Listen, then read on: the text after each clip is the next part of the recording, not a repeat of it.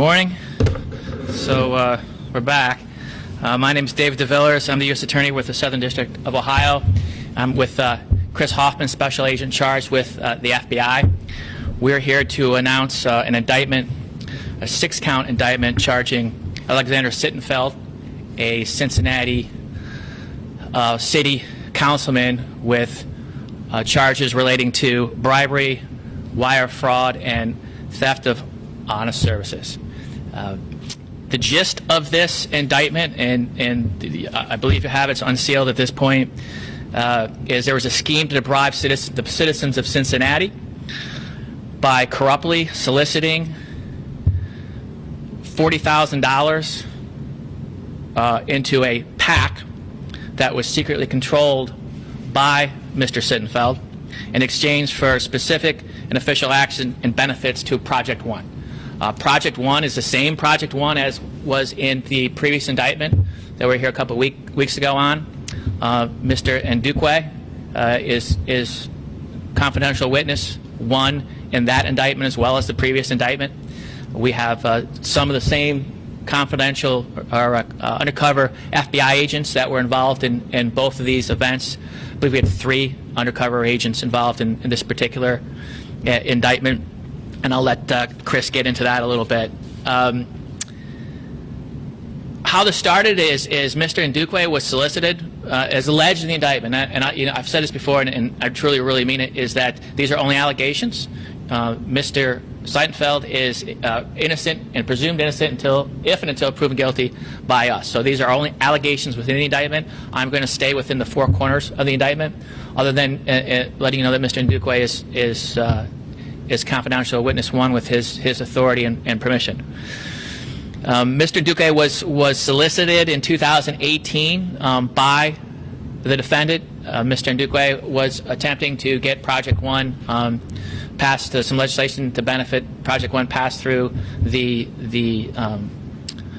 city council unsuccessfully, and he got a call from the defendant seeking contributions to his political fund and or to a PAC. Eventually, he met with these introduction with these undercover FBI agents, and he personally accepted 10 checks purported to be support and a payment into a secret fund, this PAC that was secretly controlled by the defendant. He performed official actions in return for those checks, promising to deliver votes in the city council, promising to pursue official action to advance the Project One, and to pressure other public officials to commit official actions to benefit Project One. This initially started in 2018 with a vote in return for these checks, a vote to help to pass legislation so that Project One could be developed, including passing legislation that would eventually allow transfer that project from the city of Cincinnati to the Port Authority. 2019, there was another scheme or artifice to defraud relating to a projected sports gambling statewide initiative and the possibility of that. And in that particular scheme or artifice to defraud, Mr. Sittenfeld indicated he could use zoning codes in Cincinnati to create a controlled environment so that Project One could have sports gambling to the exclusion of others. So in the gist of what we're alleging here is that he defrauded the citizens of Cincinnati with honest services, and we're no longer really working for the citizens of Cincinnati. We're working for this group. Unfortunately for Mr. Sittenfeld, when he first began to solicit Mr. Ndukwe in 2018, Mr. Ndukwe was already on Team America. Other than Mr. Ndukwe, other than Project One, we know of no relationship or conversations between Mr. Pastor and Mr. Sittenfeld in relation to Project One. The other part of the scheme was to hide the proceeds, to hide the income coming in to go to the benefit of Mr. Sittenfeld via his political career. And that scheme involved a number of checks. As you're aware, I believe in 2018 the law changed here in Cincinnati, where the maximum any one person could give either by an LLC or in person to any given campaign is $1,100. This was happening around that period. Mr. Sittenfeld tried to get this money before that passed.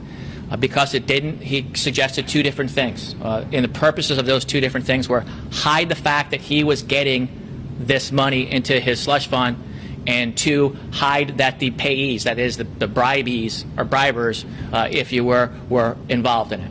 And the way he did this was to have checks of $5,000 was the max that can go to a PAC, written to this PAC, that he indicated to the undercover officers, undercover FBI agents, could not be traced back to him.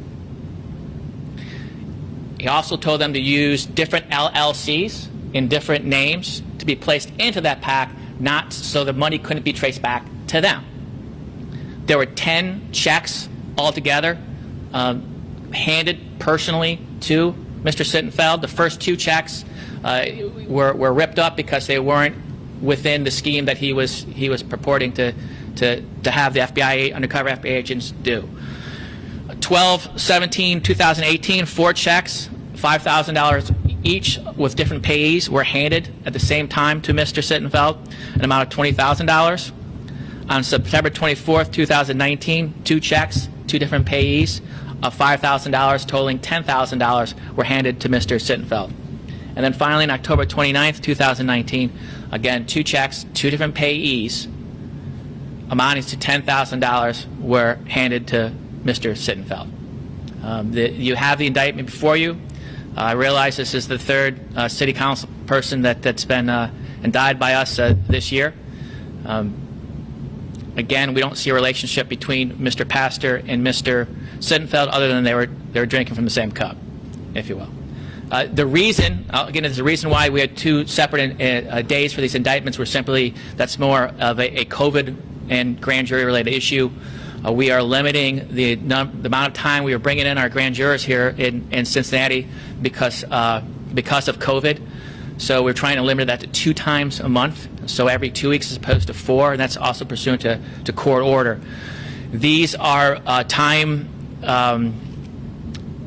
They take quite a while to present to a grand jury in any given day, and we have other cases, including violent crime cases and narcotics cases, that we have to present in order to keep violent people detained. So we couldn't do them both in one day. So the plan was to try to do them both in one day. We were unable, so we did Mr. Pastor 2 weeks ago and Mr. Sittenfeld yesterday. And with that, I'll step aside and let Special Agent in Charge Hoffman make some statements, then we'll take some questions.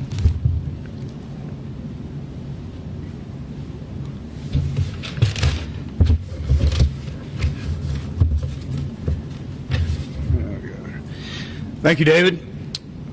To the citizens of Cincinnati, members of the press corps, good morning. Welcome back. I've heard some of your peers in the press corps say this morning it's like deja vu all over again. There's another saying I'd like to share with you. You can't fight City Hall. Well, apparently you can. When you have concerned citizens and people willing to have courage to come forward and help the FBI and the U.S. Attorney's Office, you can fight corruption at City Hall. It is with mixed feelings that I'm here with you because I'm really so proud of our public corruption program. Our squad here, our squad up in Columbus have done incredible work this year. But it is bittersweet, right?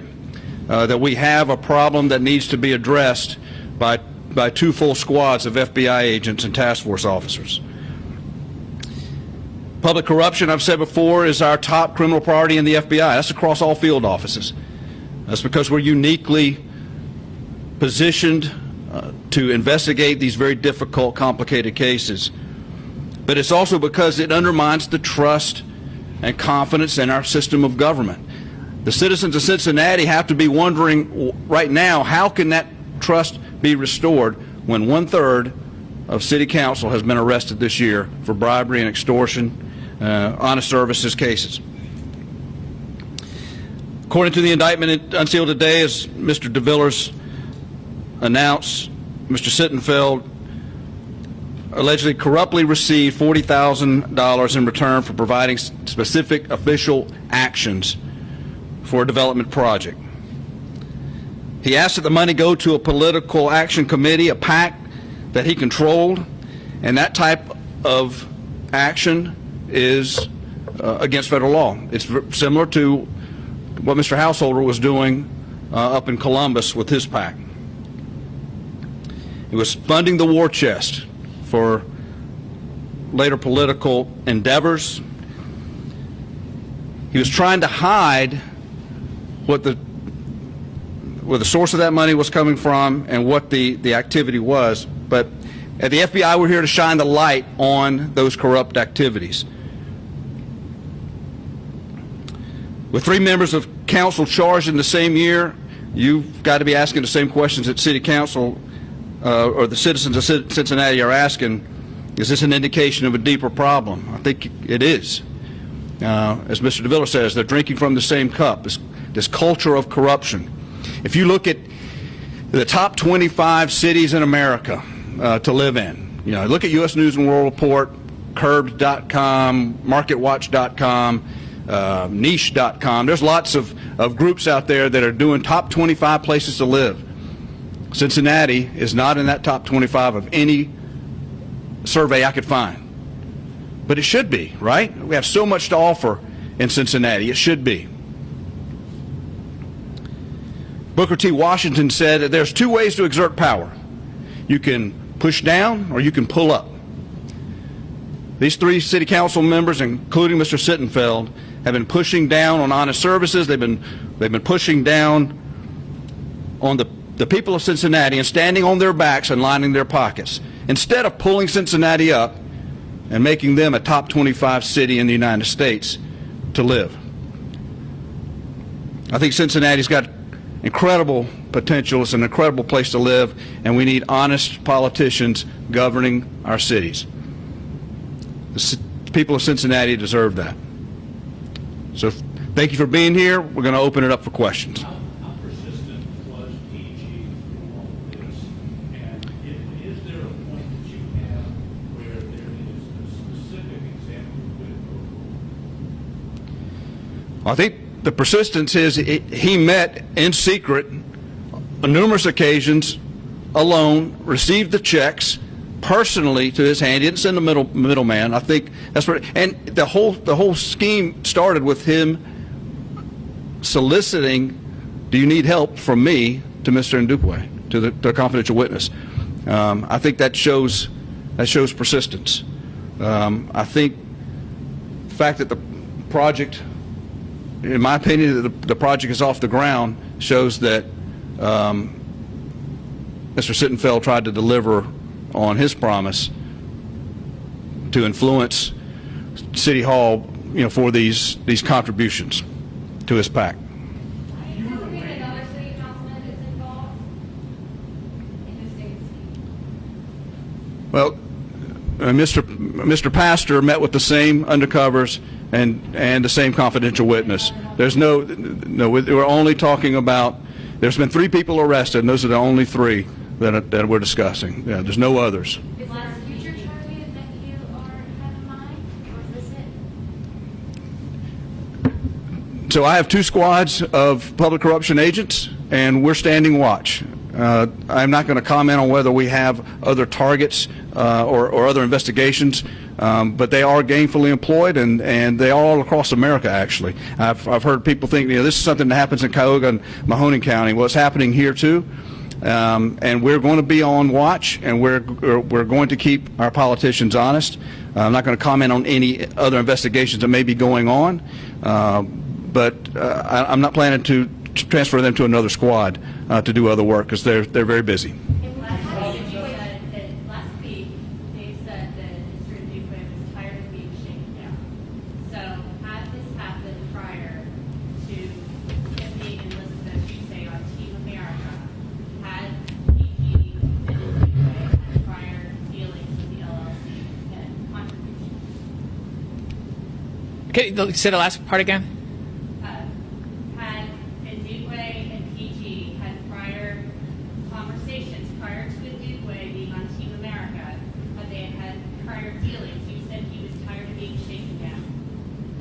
He was, not just by Mr. Sittenfeld. I think overall he and a lot of the developers are tired of being shaken down.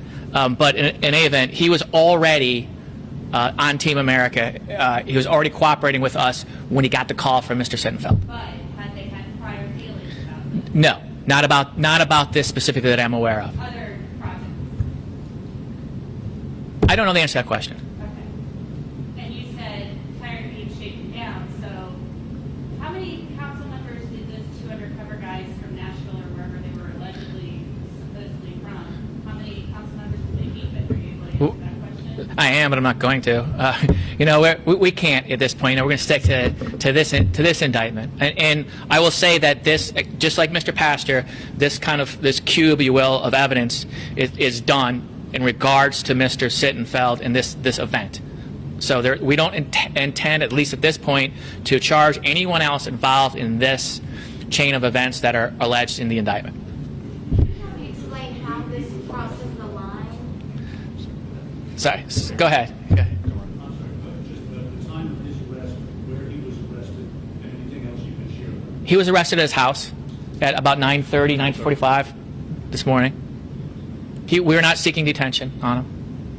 I'm sorry, you were next. I apologize. Just help me explain a little better when this crosses the line. You hear of politicians accepting money from lobbyists all the time to get certain things. So how do I explain to people if this crosses the line? So we look at it. I know I spent a number of years at the Department of Justice over in the ex-Soviet Union. I lived in the Republic of Georgia, and I worked in Ukraine, and then the East Romania and Bulgaria, and the whole time was working on public corruption cases, assisting them. And the one thing these prosecutors and young prosecutors are always kind of looking in vain for over and over again was this gotcha moment, where someone says, I'm a parliamentarian, you give me $1 million and I'll pass this piece of legislation for you. That's a quid pro. You're not going to get that. I mean, you're rarely going to get that. Ms. Denard, yeah, thank you, but the vast majority of times these politicians are clever and smart. And so they'll use self-serving statements saying, I don't want to do anything illegal, but I tell you what, if I'm inclined to vote for this particular piece of legislation, and I'm talking just hypothetically, not specifically about this case, I'm inclined to vote for this particular piece of legislation, you should be inclined to support me financially in that regard, because it will benefit you. All right? So you look at that in and of itself. We don't have to prove, by the way, a expressed quid pro quo. And we're alleging that there's a quid pro quo in this case. Don't get me wrong. But what we have to prove is even an implicit agreement. And what you have is you've got to look at a lot of different things. Once you get that statement, right, in and of itself that may or may not be enough. But then you got to look at, all right, what else is going on here? Are they trying to hide the proceeds of how this money's coming in? Are they ripping off the citizens of Cincinnati by exclusively trying to do, or anywhere else hypothetically, something for one person as opposed to other people, other citizens? Are they actually physically getting this money themselves in a check to put in their accounts? Are they hiding? Is it a slush fund, or is it going directly into a campaign? So you look at all these circumstances surrounding these events to let you know what's going to happen. So can you kind of, in terms of the 3 indictments that have come down in the last year, is this the worst? Well, we're not alleging that, unlike the first 2, we're not alleging that the money went into Mr. Sittenfeld's pocket, if you will, in his personal bank account. This went into a political slush fund, a PAC. And can you believe that there was cooperation between these 3 defendants, even though you haven't really connected them to each other in the... We do not. Do they teach each other these things? Do they share, hey, this is how I do it, this is how... And I realize that's not necessarily criminal, but that goes to the culture that we're talking about having to change here. Well, it actually would be criminal. I mean, that would be corruption. That would be conspiracy. This is how you do things. Teaching, aiding, and abetting somebody to be corrupt would be a crime. But we don't have that. Clearly, if there's this many people in this this controlled environment that we have that are doing it, statistically, mathematically, you would think that something like that goes on. But we don't have any direct evidence to support that. Can you confirm the name of the PAC and whether the PAC was set up specifically for this purpose? I cannot. But it was not connected to his name, even though he had... It was not connected to his name. And you'll see in the indictment, he as alleged in the indictment, the statements that he makes, the purpose of this PAC was to be isolated from him. And to have a PAC you have to register with the FEC, the Federal Election Committee, and you can't. You can have your campaign fund, but if you have a PAC, you can't directly be involved in that PAC. It can't be. You can't directly control it. None of these things. And according to his statements within the indictment allegations, that's exactly what he was doing. Can you say Why are we seeing so much of this? It seems like just the past couple of years, the amount of this is skyrocketed. And what needs to change, I mean, to prevent this from happening? What we're doing, sending people to prison. That's the deterrent that does it. And I said this before, and I mean it. And I'm really concerned about young politicians or individuals that haven't gotten into this not knowing any better. They want to do the right thing, but in order for them to survive, they've got to do what everyone else is doing. That sort of culture, that's what we're talking about, and that's what we want to end. And that's what we want to. That's why we're doing these things. That's why we're talking to you. That's why we're asking people to come talk to us and let us know, whistleblowers and individuals that seem to be being shaken down, even if they. And that's just not only elected officials. It's public servants, and that's what we're trying to do. What kind of education is given to elected officials on this level? I know that when judges get their positions, they're indoctrinated into, the whole culture of a higher level. But when you're talking about city government like this, is there any sort of an education program, a list of ethics? Is there a training program that says this is good, don't do this, or this is good? Or is that expected to just be something that you teach yourself? I would hope that people would just know you shouldn't take money in return for favors to people, but I see what you're saying. Within law, there's ethical canons and stuff that would cover all of this, conflicts of interest and things like that. But yeah, I think I don't know the answer to that, but I think you're right. If somebody who has not studied law or ethics comes into this, I think that would be very, very helpful. And we truly do want to kind of warn would-be politicians, the people that want to do good, like not only you don't have to do these sort of things, it's illegal to do these sort of things.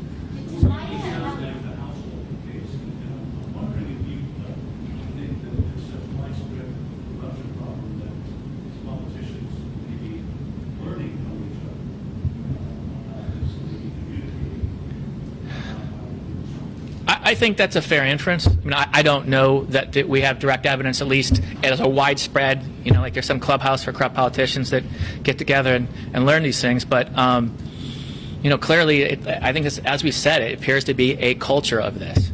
There was another public official indictment, public official A, were you going to? No. And denied, and did she cooperate in order to be arrested? We don't discuss cooperations, but I believe Mr. Denard's plea agreement is unsealed, and you can read through that to see if that's the case.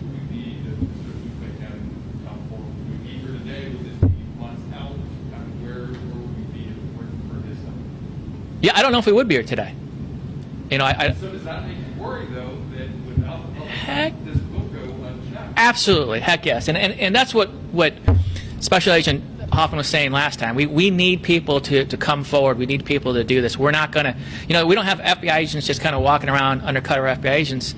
It's not like the movies, So we need people to come forward and give us this information, give us this intelligence so we can act upon it. And that's what Mr. Ndukwe did. You said you're not seeking Detention? We're not seeking detention. That's not to say we're not seeking eventually, if in fact we do get, again, he's presumed innocent, if we do in fact get a conviction, we'll be seeking a guideline sentence. Time for one more question. How long have you been operating with this first meeting? Not long, I think a couple months. It was 2018, so that wasn't that long. Okay. Thank you.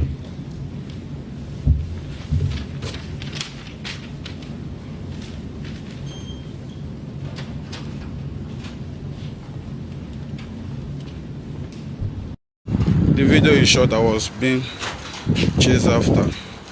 The people are still disturbing. The whole area. One of them. People they worry. The whole area. They worry for The whole area.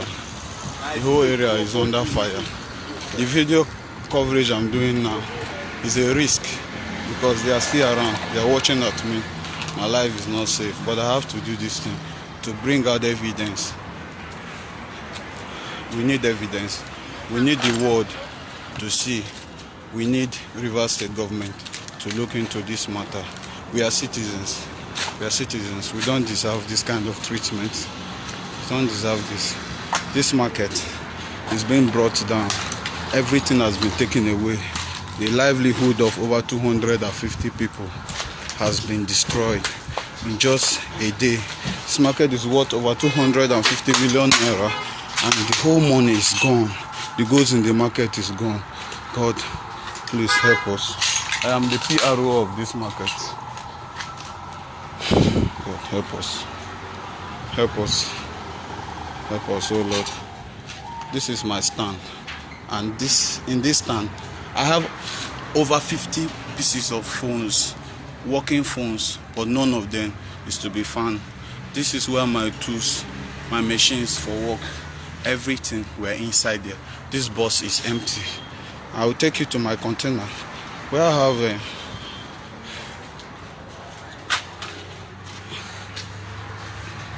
this is my container where I have over 30 pieces of cell phones, working phones, my tools, my machines, all of them, they have gone. They've been taken away. And this is the life. What kind of life is left for us? What do we do from here? It is fine. This is our evidence.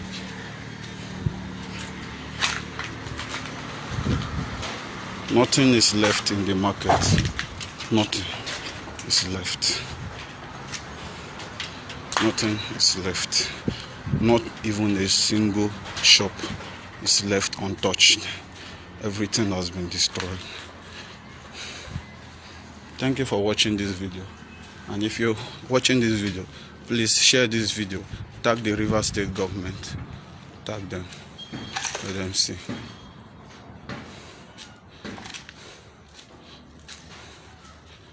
Thank you.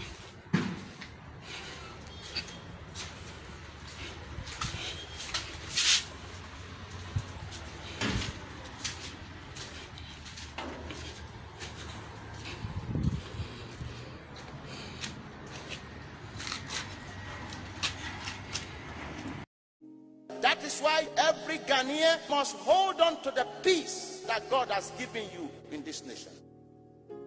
Nigeria is a worst nation. I am saying it because I know what I'm saying. When you appoint a leader that is dull, everybody in that nation will look as if they are dull. But Nigerians are brilliant people. In all the universities in America, Nigeria, they are top notch. But their leader, they are dull.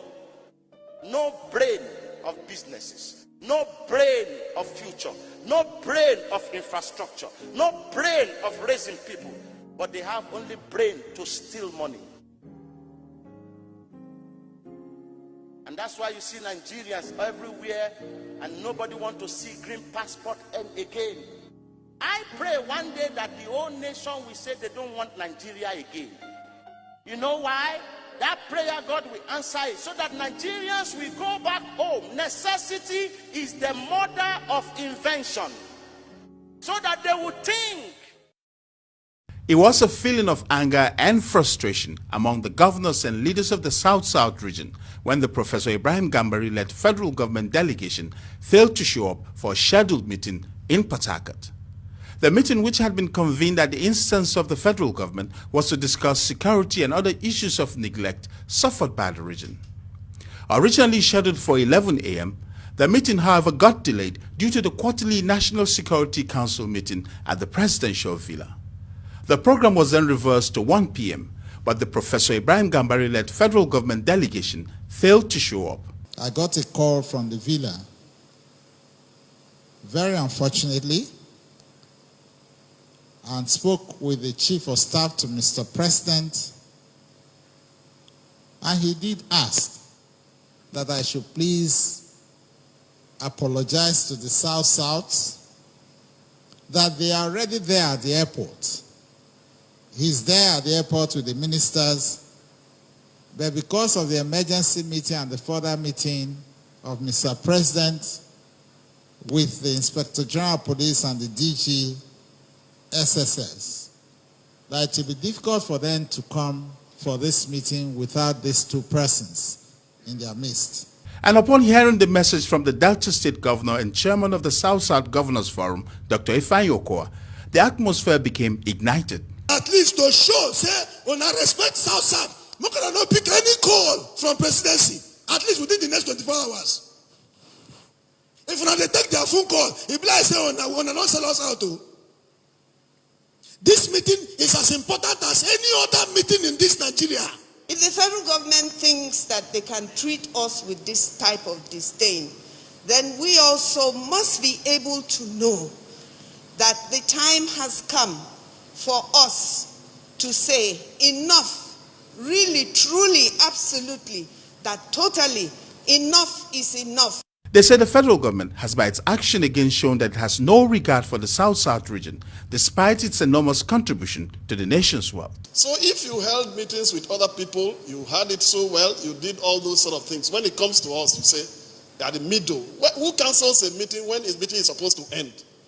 I do not think this is good, and I will suggest that we should just pause the whole idea of any meeting or any dialogue. We are going to take a decisive decision to make them believe that we have teeth, a little teeth, and we can bite. And with others calling for restraint on the matter, the South-South leaders then resolved that the federal government must tender an unreserved apology before any consideration will be given to another dialogue. We desire, as a region, an unreserved public apology to the region, particularly to our traditional rulers and the leaders in this zone.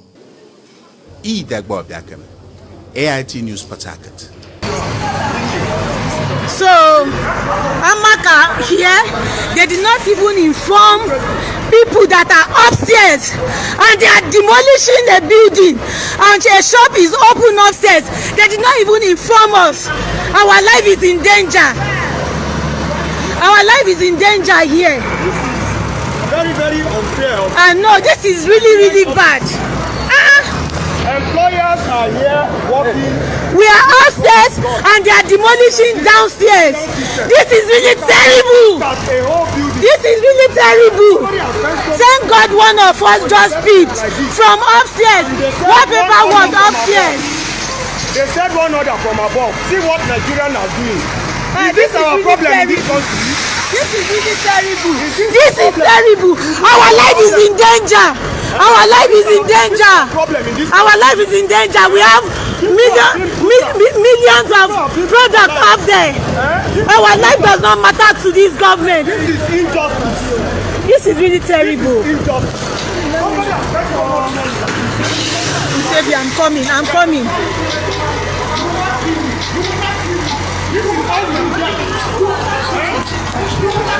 This is wickedness. This is wickedness. Let it kill him. This is wickedness. This is wickedness. This is wickedness. He knows that the thing is available offense. Then why is he opposing the bail application? Without no grounds, without no facts. That's my annoyance. And this thing is leading into anarchy. If this kind of thing continues to happen in this society, yes, the integrity of the judiciary is questionable. There is no need detaining these people at the pleasure of one man who claims to be governor of Imo State. What me? He claims to be governor of Imo State. The said court he is giving instruction on what to do is the same court that put him in power. He's supposed to respect the sanctity of the judiciary and allow people their freedom. A member of the house should not be detained and humiliated at the pleasure of a governor. It's never been done anywhere. It's never been done anywhere. Quote me, I say. It's never been done anywhere. This is a slap to the judiciary. This is a slap to Ohaji Ebema constituency, holding their representatives since Friday last week. I was at the police station as early as 8 o'clock today, soliciting for their bail. The man in charge of State CID Owerri said that the governor said that they should not release them on bail. On what ground? By 1 o'clock, they call us that the matter is coming to court. And we are here. Make an appeal for the magistrate to release them on bail. And the magistrate said we should address the court on that, by which the prosecution counsel is opposing the bail application. My dear, I don't know where we are heading to from here. Until justice is being done in this country without minding whosoever that is being affected, this country will not remain where it is. Justice is for the complainant, justice for the accused, and justice is for the society. Without these three arms of justice, there will be no justice. And Justice Oputa Late said, in the cause of justice, heaven will never fall.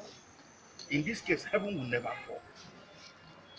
Tell whosoever that wants to listen that this is the worst scenario case I've ever seen since my 9 years of practice as a lawyer. The magistrate agreed that the charges are bailable. Then why reminding them? Why assault and occasional harm? When there is no proof, no complainant, no physical complainant. All the people mentioned their names in the charge, none of them appeared in this court. None.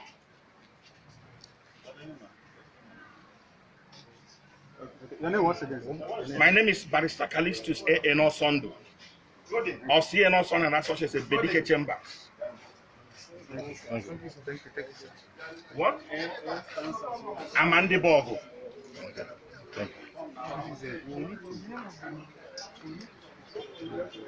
Excuse me, the court is calling me. Egwudi. Efo soba aka ndị a na-ana. Oke pụọ n'ụzọ. Bye ka ha na-anakasị.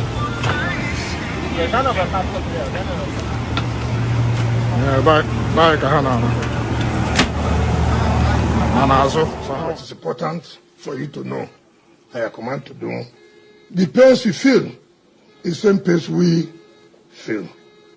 But I want to assure you, as far as IPOB is concerned, we'll work with you to make sure they no longer exist anywhere in this state. Already, I've alerted the state. I've created a lot of awareness. Shows that I wasn't there myself, but I think the footage, some of the things people got on camera showed that they were. Why is the army denying it then? They don't report to me, and I wouldn't know why. The instructions were that they shouldn't be there until around 10 p.m. Right, so I think there must have been some miscommunication somewhere in their own formation, because what we hear is the unit that went there, their location is less than 10 minutes from where the incident occurred. It was actually less than...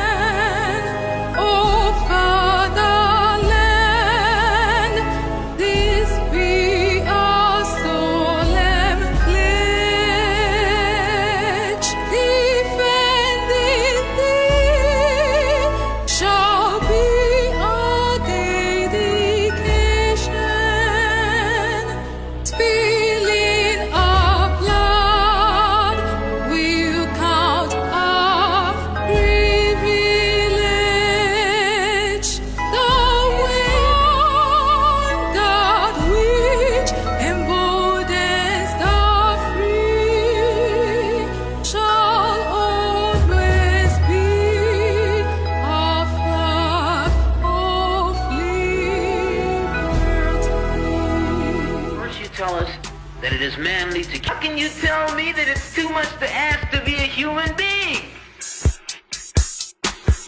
First you tell us, sick, you're definitely sick. How can you tell me that it's too much to ask to be a human being?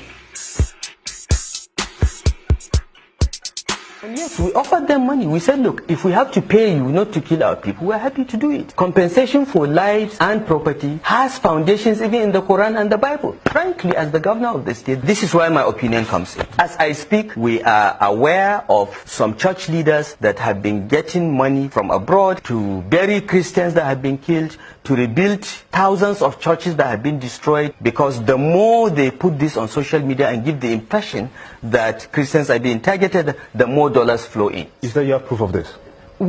I will not say proof. The security agencies have been monitoring, and when we put it all together, you'll be surprised. What is important for you to know, I command to do. The pace you feel is the same pace we feel.